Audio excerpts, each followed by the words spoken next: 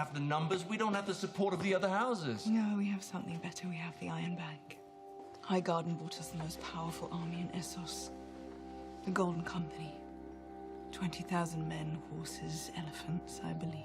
My last video was about the Stark and Targaryen forces and the full strength of the Northern Army, including possible wildcards. But today we are going to discuss the ops, the full strength of the Southern Army, and if they have a chance at all at being successful in taking back Westeros. So the majority of Cersei's strength is going to come from the Crown Lands, the West, and her alliance with Euron Greyjoy. She's also going to get some help from Essos. But let's look at the details. During the glory days of House Lannister, Casterly Rock could muster about 50,000 men. During the War of Five Kings, Tywin Lannister had two different hosts. His main host was 20,000 deep. Jaime's host was about 14,000 deep. And there were some other troops being rallied. I don't know how many were left from Jaime's host after the Whispering Woods, but Tywin only lost 3,000 of those initial 20,000 in his main host. So 17,000 men returned to Casterly Rock. Now, of those 17,000, I'm not sure how many died on the Field of Fire 2.0. How many men did we lose? We haven't done the full accounting.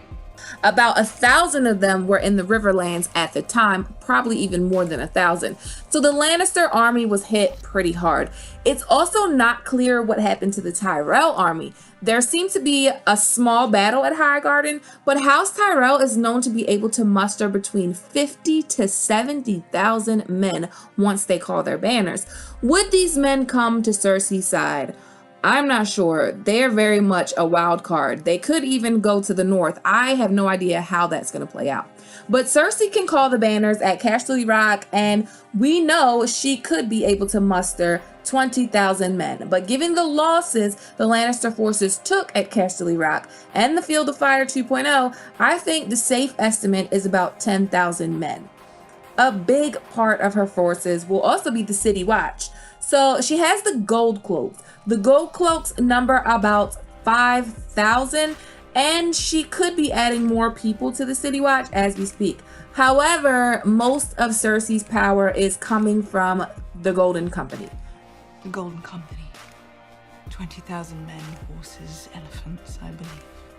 20,000 men. These men will be mounted, and they also have elephants, which is just nuts. Imagine that in all of its full CGI glory. Like, mounted men on elephants would ruin the day of a man mounted on a horse. The thing about the Golden Company, though, is they are sellswords, and sellswords have no honor. Most sellswords will switch over to the winning side. So if they feel that the tide is turning, they could switch up on Cersei.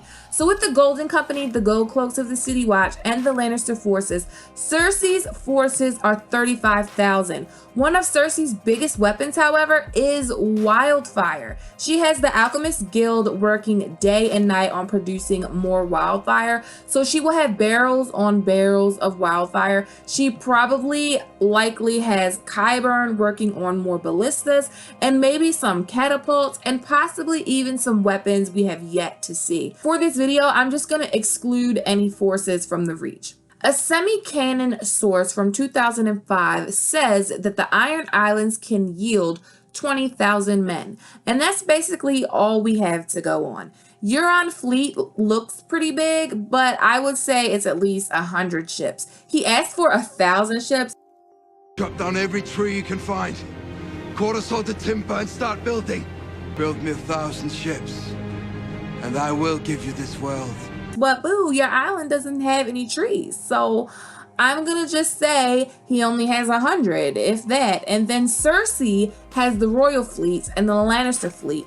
If Euron can bring 20,000 men, then Cersei's army will be a lot stronger. The Lannister Greyjoy host will swell to about 55,000 men. And the Ironborn warriors or raiders are like Vikings. They are ruthless, and their fighting style is probably most similar to wildlings. Also, Euron's men have some formidable Valyrian steel. House Drum has Red Rain, and House Harlaw has Nightfall, and Euron himself has Dragonbinder and a suit of Valyrian steel armor. How much of this will the show be showing us? I don't know, but that's what they have.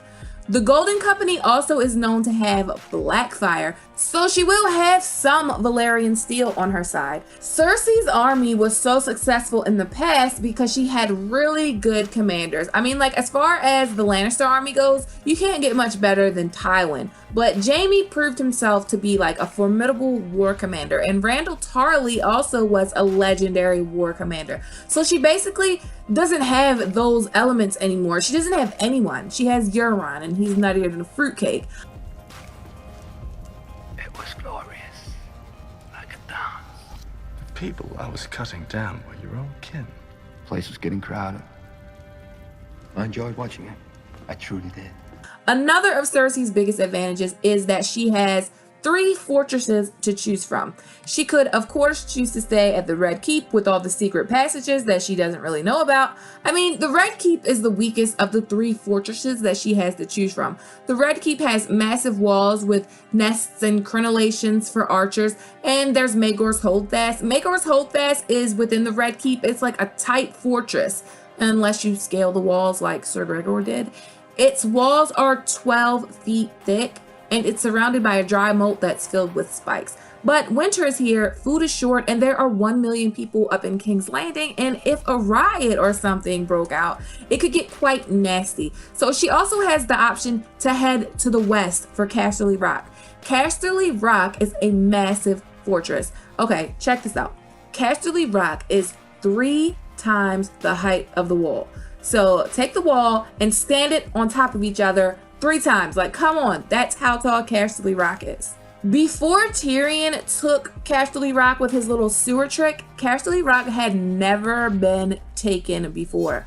According to legend, Visenya thanked the gods that Loren had ridden forth to face the Targaryens on the field of fire, because when she saw Casterly Rock, as she believed that Dragonfire would not have been able to dishearten the Lannister king if he had remained inside the rock.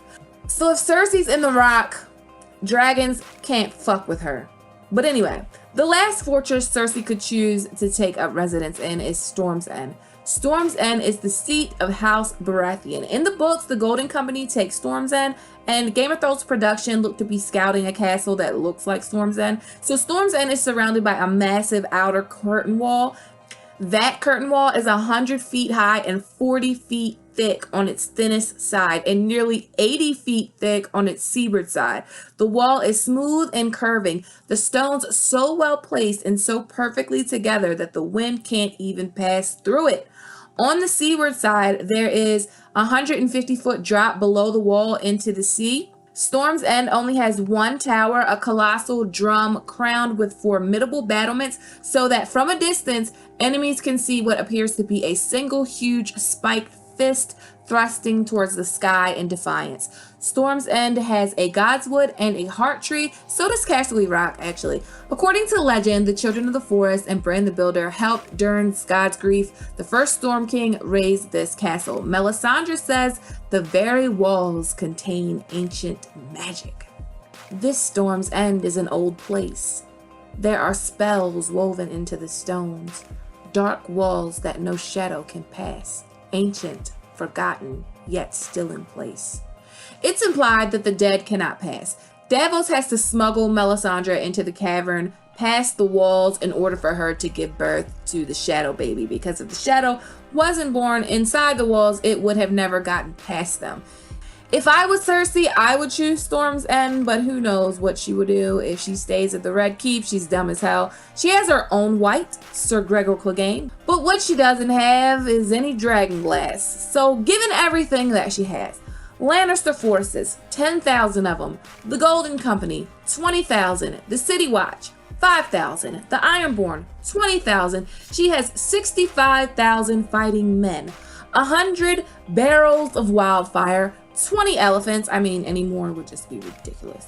1 dragon horn, 1 suit of Valyrian steel armor, 3 Valyrian steel swords, Red Rain, Nightfall, and Blackfire, 1 regular fortress, and 2 impregnable fortresses.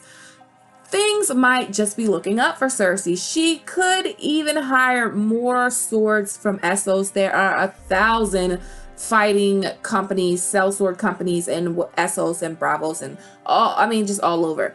If Cersei moves her court to Storm's End and holds until Jon and Daenerys defeat the Night King, Cersei will win this war. But if she stays in King's Landing and spends her time taking back castles and wasting men, she will lose and lose fast. But what do you think?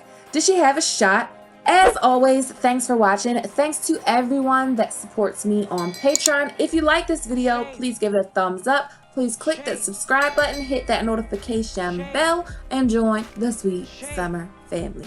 Okay, my sweet summer children, have a good day. Shame.